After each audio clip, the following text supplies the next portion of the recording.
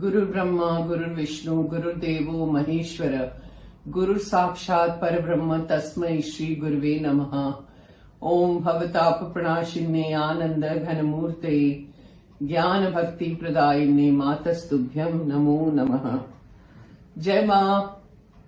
अब इसमें आप देखेंगे फिर से वही प्रथा के अनुसार तन्मामवतु तद्वक्तारमवतु अवतु माम् अवतु वक्तारम्। ॐ शान्ति शान्ति शान्तिः। ॐ भवतापप्रणाशिन्ने आप्यायन्तु ममाङ्गानि वाक्प्राणश्चक्षुः श्रोत्रमथो बलमिन्द्रियाणि च सर्वाणि सर्वं ब्रह्मोपनिषदम्। माहं ब्रह्म निराकुर्यात् मा ब्रह्म करोद। निराकरणमस्तु निराकरणमस्तु तदात्मनि निरतेय उपनिषत्सु धर्मास्ते मयि सन्तु ते मयि सन्तु। ओम शांति शांति शांति। श्री श्रीमानंदमयी माँ की जय। श्री श्रीमानंदमयी माँ की जय।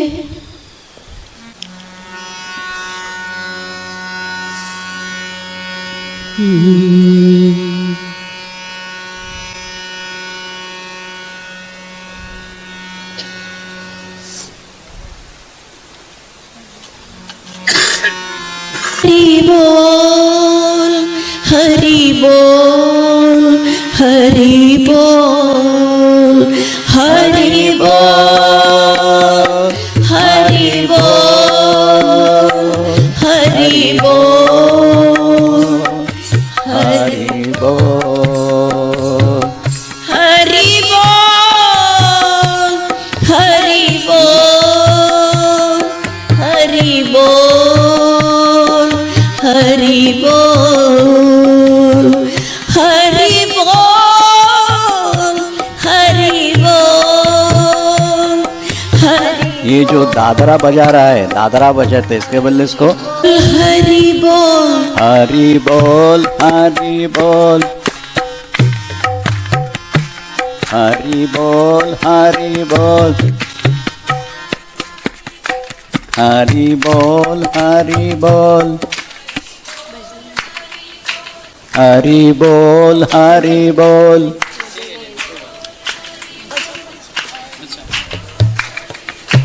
हरि बोल हरि बोल हरि बोल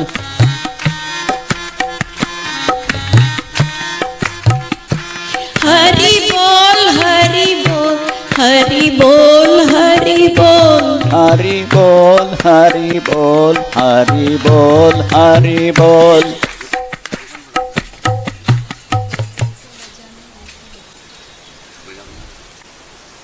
श्री श्री आनंदमय माँ की असीम कृपा से आरंभित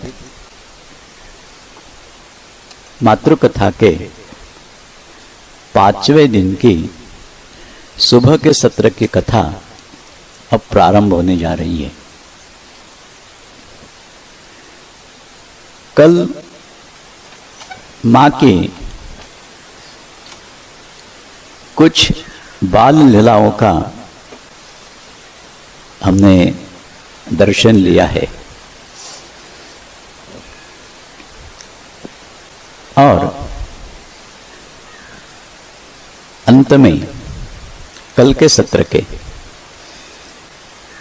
माँ की कृष्णचंद्र मामा जी के साथ जो लीला हुई, जो दीदी माँ के कथन के अनुसार हाथ पांव धोने के लिए पुकुर के पास गई है, बहुत देर तक आई नहीं, इसलिए मामा चिंतित होकर देखने गई है और वहां क्या होता है सब हम लोगों ने देखा था। फिर वहां से जब मामा कह रहे हैं कि जाओ जाओ, तेरी माँ तेरी राह देख रही है, तब तुरंत उठ के भागी और जाते जाते आकाश आकाश ऐसा मामा को कहती है। तो इस लीला का एक विवक्षित रूपकात्मक अर्थ कल हम लोगों ने देखा है। फिर भी एक शंका मुझे पूछी गई थी कि बाद में वो जो जाते जाते आकाश आकाश ऐसा कहते जाती है, तो ऐसा 2 बार क्यों कहा? अगर कुछ इंगित करना था मामा को कह सकते कि देखो आकाश।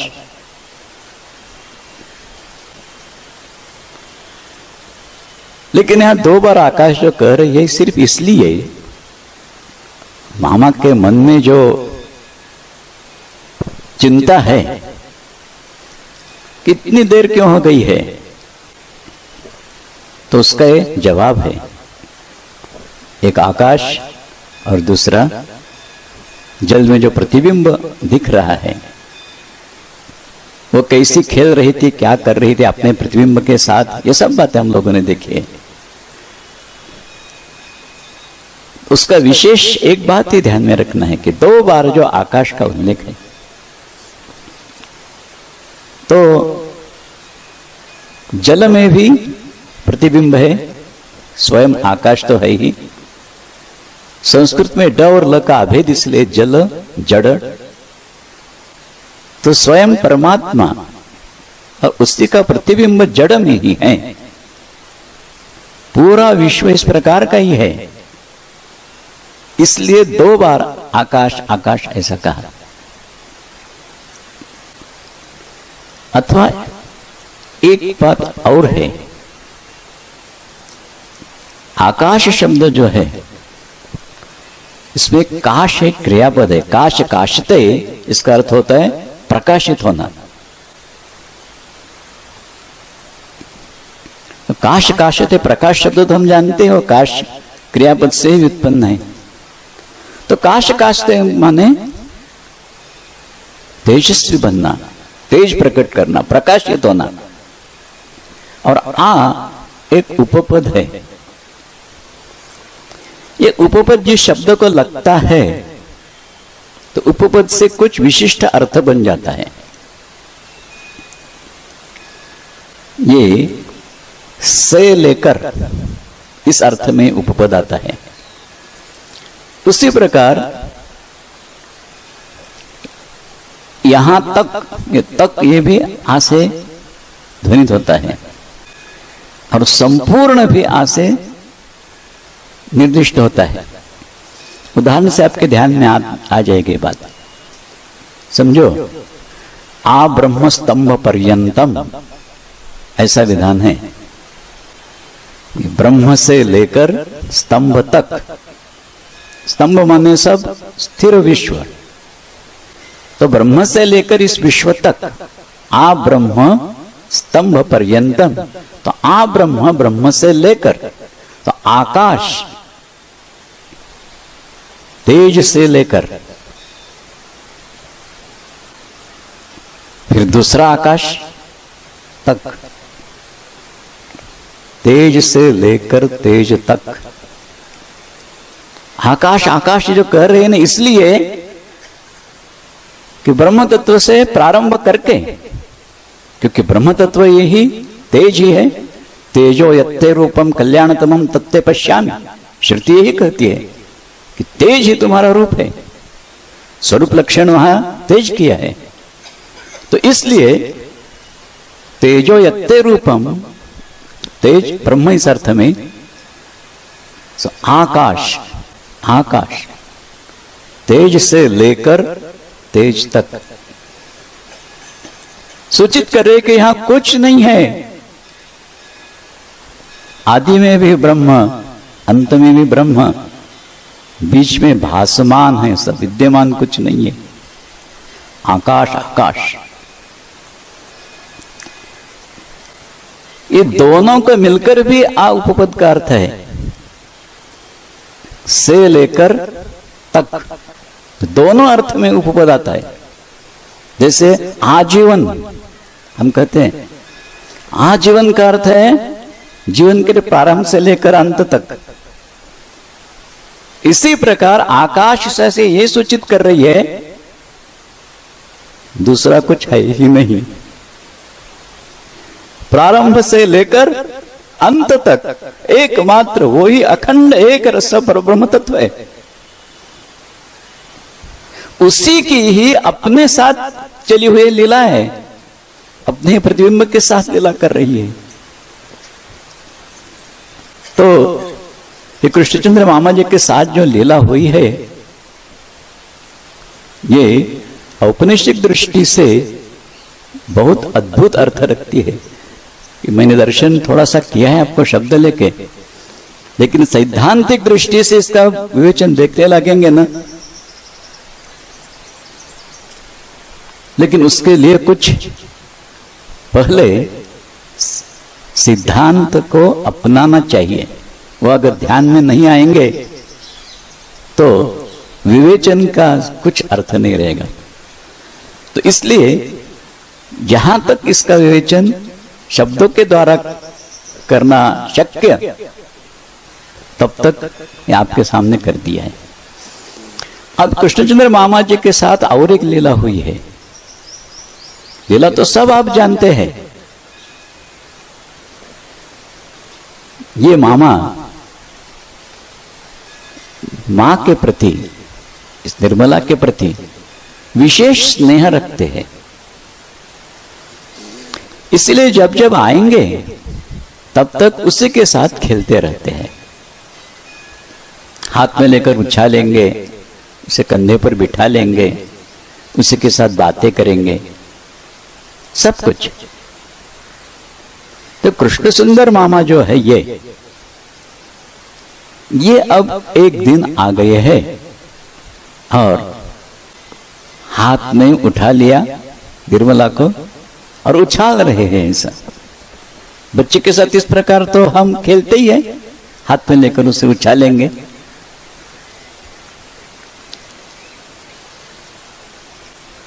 लेकिन उसके बाद उसी को अपने कंधे पे बिठा लेते हैं,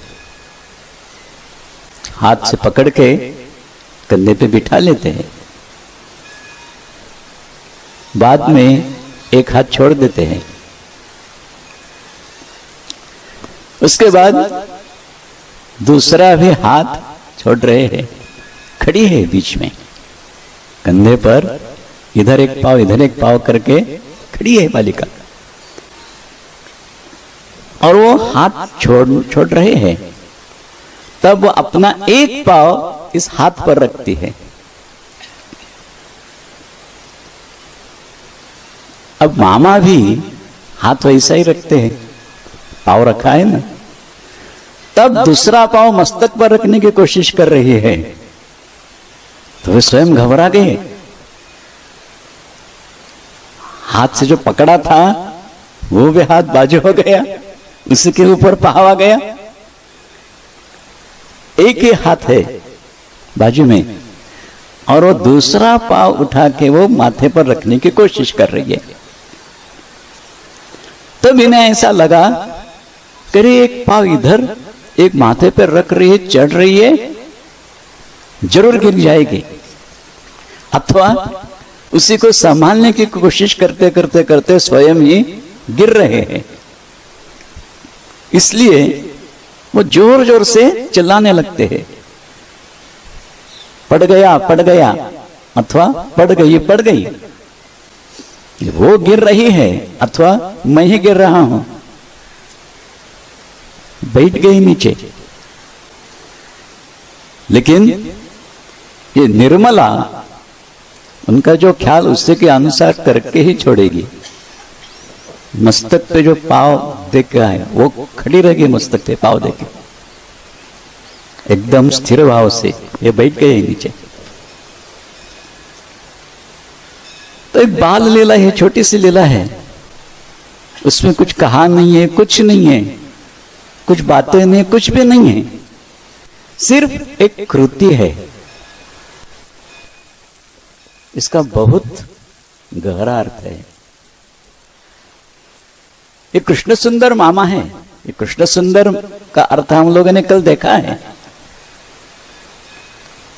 कृष्ण कर्षति थी कृष्णा, ऐसी उसकी उत्पत्ति होती है कि जो आकर्षण करता है वो कृष्ण है, खींच लेता है। और सुंदर, सु का अर्थ होता है परमात्मा, सु नाम परमात्मा। उन्द एक क्रियापद है, उन्द उन्दयति, इसका अर्थ होता है भिगाना, पूरा अभिषिक्त करना। और राह का अर्थ होता है प्रेम। तो भगवान को अपनी तरफ खींचकर प्रेम से उसे सरोबार भिगा देता जो है वो कृष्ण सुंदर है। साधक की एक अवस्था दिखा रहे हैं ये, जो भगवान के साथ खेलता है, भगवान से प्रेम करता है। इस प्रकार साधक की ये जो अवस्था है कि जिसमें भगवान के साथ घुल मिल जा रहा है, अभी उसी के साथ प्रेम कर रहा है।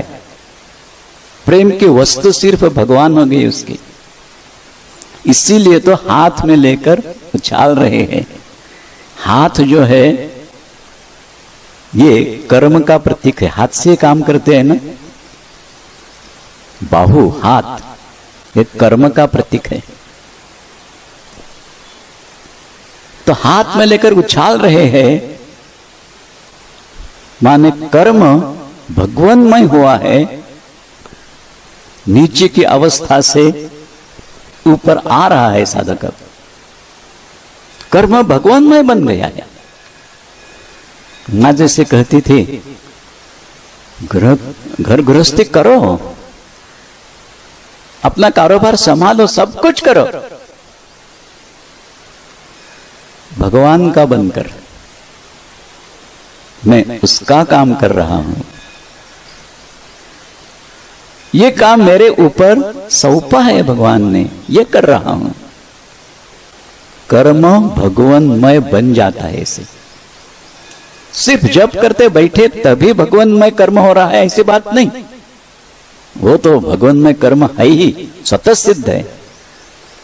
लेकिन ये जिसको मुमकिन नहीं है उसके लिए यही भगवान का बनकर। एक दृष्टांत अद्भुत है उसका।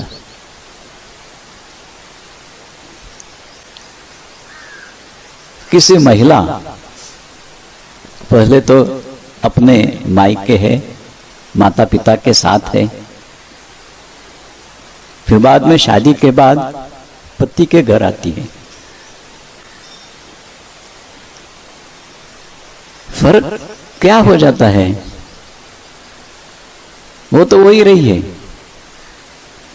जब मायके में है, अपने माता पिता के घर में है, तब ये मेरे पिता है, ये मेरी माता है, ये मेरा भाई है, ये मेरी बहन है।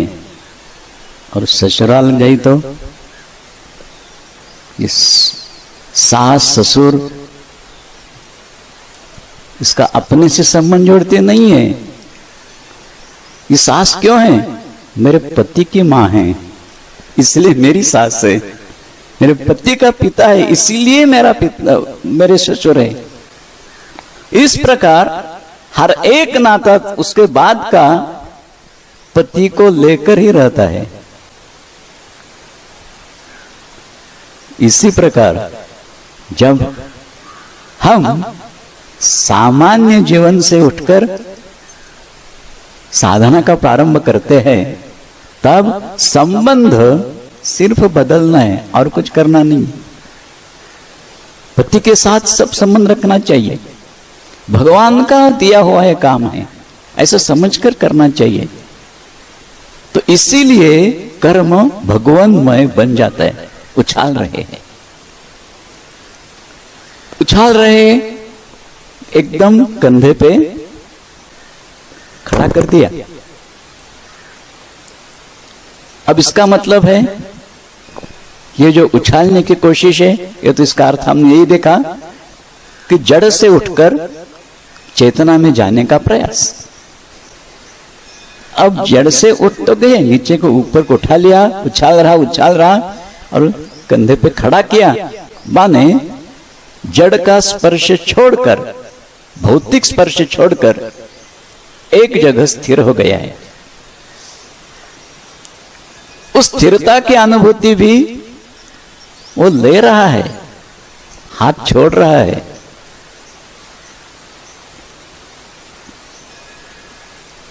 जब हाथ छोड़ रहा है, फिर देखो हाथ कर्म का प्रतीक है, तो भगवन्मयता से कर्म अब विरत हो रहा। तो भगवान की कृपा देखो, अपना भाव हाथ पर रख दिया, अपने से अलग नहीं। कर्म अपने से अलग हो ही नहीं सकेगा अब इसका। अब उसके बागडोर भगवान के हाथ दी है। जो इस प्रकार भगवानमय हो जाता है जिसका कर्म, उसी का साथ भगवान इस प्रकार देते हैं कि गलती से भी, भूल कर भी, अनजाने में अगर भगवत विमुखता आ रहती उसमें, तो भगवान वो नहीं रह देते, तो हाथ पर पांव रखती है। तो यहां तक तो भक्त के ऊपर कृपा की। अब परम चरम कृपा मस्तक पर पांव रखने की कोशिश कर रही है। मस्तक यहां बुद्धि का निवास हम मानते हैं, भाव भावना इसका स्थान हृदय मानते हैं, और बुद्धि का स्थान मस्तक मानते हैं। जीव में बुद्धि जो है, बुद्धि को शास्त्र दृष्टया निश्चयात्मिका कहते हैं। मन संकल्प विकल्पात्मक रहता है, ये ऐसा या ऐसा, ऐसा या ऐसा, इस प्रकार।